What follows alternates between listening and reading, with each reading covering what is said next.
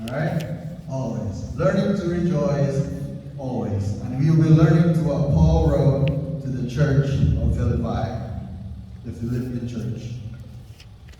So, just to recap, in Philippians 1, I'll do the whole 4 books for you in about 5 minutes here. In Philippians 1, Paul wrote about others using his imprisonment to launch their own careers in ministry. Specifically, verses 17 to 18 of Philippians 1. It says, "Those others do not have pure motives as they preach about Christ. They preach with selfish ambition, not sincerely, intending to make my change more painful for me. But that doesn't matter. Whether their motives are false or genuine, the message about Christ is being preached either way. So I rejoice, and I will continue to rejoice." And to be honest, there are times when it's hard for me to share this attitude. It tells us to live with the servant mentality of Christ. It tells us to avoid what? Complaining and arguing. Complaining and arguing. 17 and 18 again, it's just coincidence, same verses but different chapter. It says, "But I will rejoice even if I lose my life." It's not even complaining or arguing. It's even rejoice even if he loses his life. Pouring it out like a liquid offering to God, just like your faithful service in an offering to God. And I want all of you to share that joy. Yes, you should rejoice, and I will share your joy. So your faithful service to God is an offering to God. So you should rejoice, kind of like Paul said. He rejoices even in the prospect of death. How? Paul rejoices in the Lord. In chapter 3, Paul warns the Philippians, and us, for that matter, about the danger of false teachers. And that was in verse 2. But before he does so, he writes in verse 1, "Whatever happens, my dear brothers and sisters, rejoice in the Lord. I never get tired of telling you these things. I do it to safeguard your faith." It's almost as Paul is telling us that rejoicing is a safeguard against false teaching, right? I mean, it's not a secret that when life sucks out all the joy out of us, that's when our faith becomes vulnerable, right? We begin to believe whatever people are saying. Well, we know the gospel. And when we have that joy, it's hard for those false teaching to get in our heart, right? We have that shield. That's what Paul is saying here. And Paul says that he never gets tired of telling us these things. Why? Because Paul rejoices in the Lord. You know what, church? We need a Paul in our life, right? That just keeps telling us, rejoice. Rejoice always. I say it again. Rejoice. Right? And we also need to be a Paul to somebody, just telling them, rejoice always. See, we need to be a Paul. We don't have to be a Marisol, right? We don't soul everything to people, right? We have to be a Paul. Remember that. Not Marisol, but what? A Paul. Okay, telling everyone to rejoice.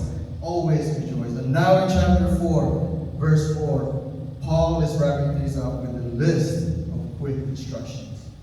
And leading the list is this command: to always be full of joy in the Lord.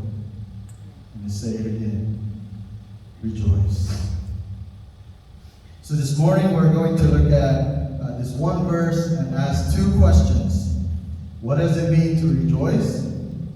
And why does joy seem so elusive? Meaning, why is it hard to do? Or why is it hard to find? We're going to look at those two questions this morning. So, on to the first question. What does it mean to rejoice? Basic question, right? Basic question. So the first thing in this passage that teaches us is joy is an obligation. I know we probably read this a million times, right? But did we notice that this verse actually is an obligation? It's actually a command, all right? It's a command. And he even said it twice, right? Like, you know how important it is when you say it twice. You say it again, right? Kind of like when you're telling your kids to lie. And we should be rejoicing the same way as we view the instructions to love one another, to tell the truth, not do gossip, respect life. It's all the same just like that. It's also an obligation. It's an instruction for us. Second, we see that joy is a mindset. Joy is a mindset rather than a particular set of circumstances. It's a mindset. It would not be wise for Paul to tell the people to have lots of money always or be healthy always. Why? Because these are the things that are out of our control. You agree with me? We can take good care of ourselves and still get disease. There are many times we can't control our income. A plant can downsize, resulting in massive layoffs, unexpected illness, drains your savings. Some things are beyond our control, but Paul teaches us that the attitude of rejoicing is something that we can control. But circumstances we can't. We can choose to live life joyfully. You with me, church? You can choose to live life joyfully. Happiness, on the other hand, is tied to circumstance. We are happy when things go well, right? Happy when we get a promotion. Happy when we hear the applause of the crowd. I like that sound we kept hearing yesterday in the conference. We often will say, I'm not happy with this. Right? You get assigned a job that you know is problematic. But joy is different from happiness, right? Joy is an attitude. Joy is an attitude. It's an approach to life rather than a reaction to life. I want you to remember that. It's an approach to life rather than a reaction to life. I'll say it again. It's an approach to life rather than a reaction to life. Joy is a way of looking at life that is not affected by circumstances. Paul rejoiced when he was in prison. He rejoiced as he faced possible execution.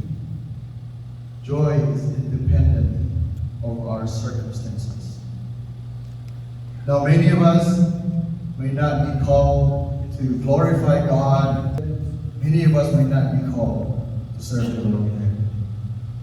But many of us may be called to glorify God. Like by going through cancer. In my heart, they're going through all these tough times right now. Yet, they continue to faithfully and joyfully serve the Lord. Amen, church? Amen. That's joy. That's joy. And the third thing we learn is that joy is based in the Lord. This is very important.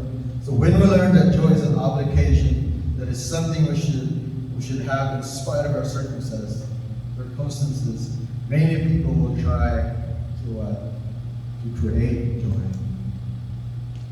By learning positive thinking techniques, meditating, developing positive self-talk, looking at the positive in every situation. There's nothing wrong with that, right? Those are all good. In fact, Paul even tells us that on verses 8 and 9 on the chapter 4. These are actually encouraged, but that is not the main thing, all right? Joy is not really something that comes from technique. It comes from, ready for this? It comes from relationship. Joy comes from relationship. Joy comes into our lives because of our relationship with who? With Christ. Joy comes into our lives because of our relationship with Christ. It starts there with our relations with Christ. Then we can do all those things. Because if you do all that technique without Christ, you'll just get burned out. Joy comes from knowing that you are loved by God. You agree with me, church? Joy comes from knowing that you are forgiven, not because of what you've done, but because of His grace. Because if it's what you've done, it's never enough. Joy comes from knowing that no matter what happens, you are going to be all right. You're going to be all right. Joy comes from knowing that no matter what the world takes from you, you can't take whatever is the most important to you, which is Christ, right? Our salvation. And knowing that this life is but a training ground for the life that is to come. This is just a training ground, folks. Just a training ground. So joy comes from our perspective rather than our performance. That will be the last point on this first question that we have. Joy comes from our perspective rather than our performance. Our joy is based on our confidence in God's love, God's ability, God's wisdom. We rejoice because we belong to Him. Imagine if you don't belong to Him. That's going to be really hard to rejoice. See, this one fact should just change everything. And joy deepens as we progressively snuggle to the arms of the Father. Right? Just like that little kid, right? You know you're safe when the massive arms of your dad or your mom just embrace you when you're scared, right? What happens? You're scared. I like this story when I keep forgetting his name. There's this one pastor. He said when he was a little kid, I guess, I'm sorry. But then there comes a bigger kid trying to fight him. And he just started to run right because he's scared.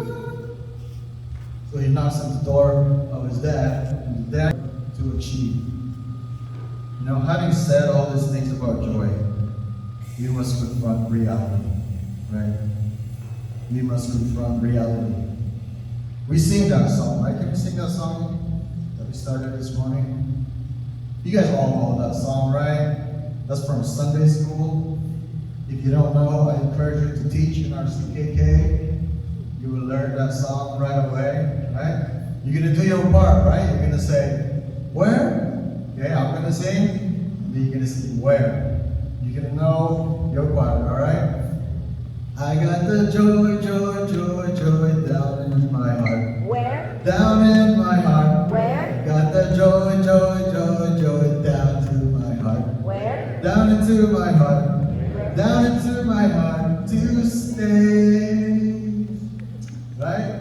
Joy into my heart to stay. But sometimes those are only words.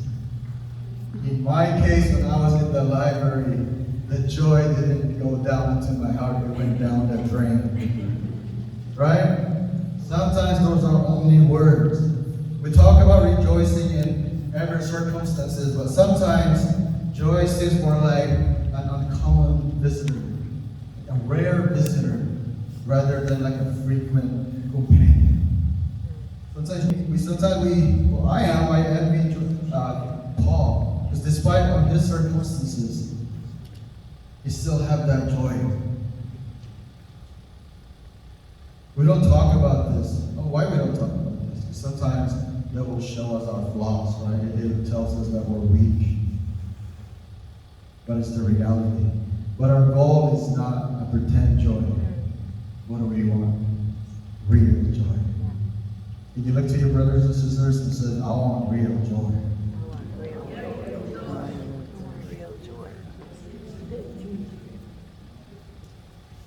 Not the tissue.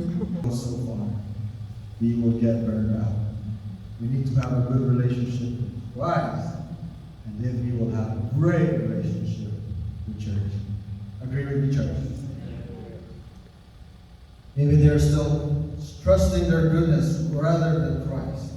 They are still trying to earn heaven instead of confessing their sin and seeking His wonderful mercy. Philippians 3:3, part of that says at the very end, we rely on what Christ Jesus has done for us. We put no confidence in human effort. Human effort will never be enough. That's why I am so grateful that Christ Jesus came to save us. Joy cannot be produced by human effort. Sure, we can have moments of great pleasure, but an abiding joy must come from God's Spirit within us. We can only know joy when we stop trusting ourselves and start resting in Him. You with me, church? Yes. What did Jesus say? Come to me who are tired and weary, and I will give you rest.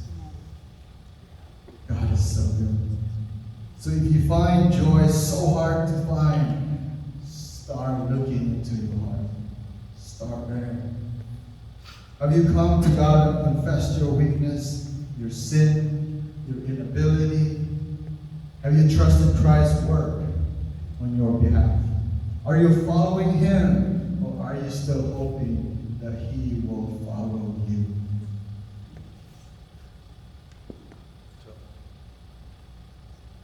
Another reason why joy is so hard to find is that we are confusing joy and happiness.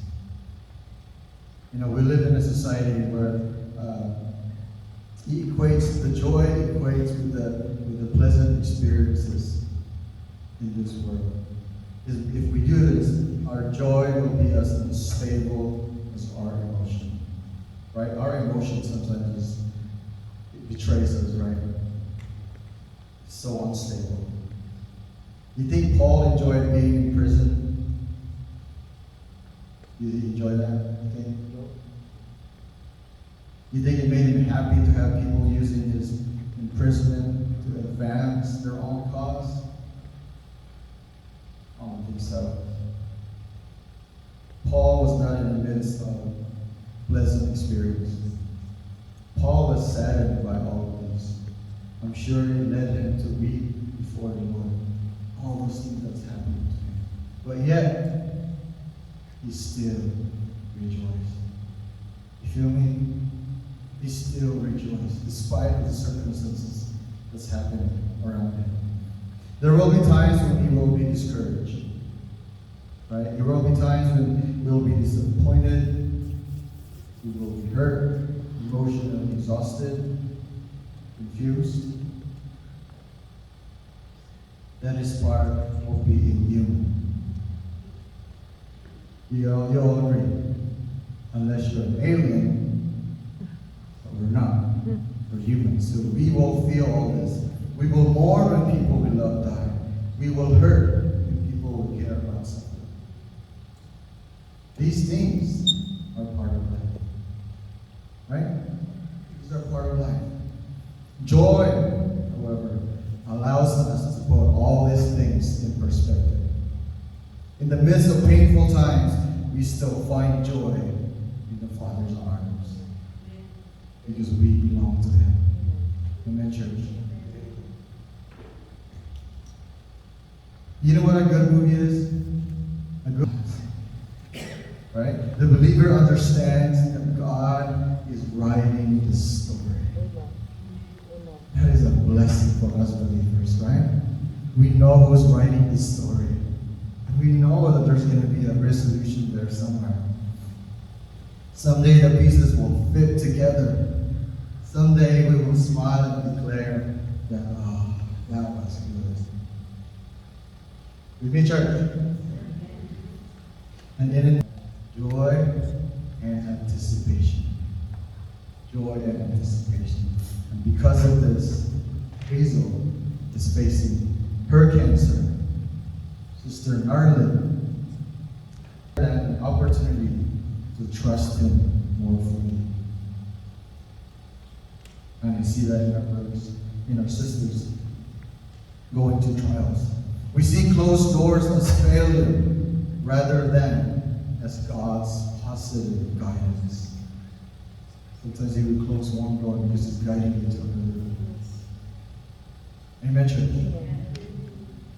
We see loneliness as abandonment rather than as times given to spend more time with our Lord. Right? When we have tunnel vision, we lose perspective. And when we lose perspective, we lose our joy. We must learn to view all life in light of eternity. These times of pain are but seconds in the light of eternity.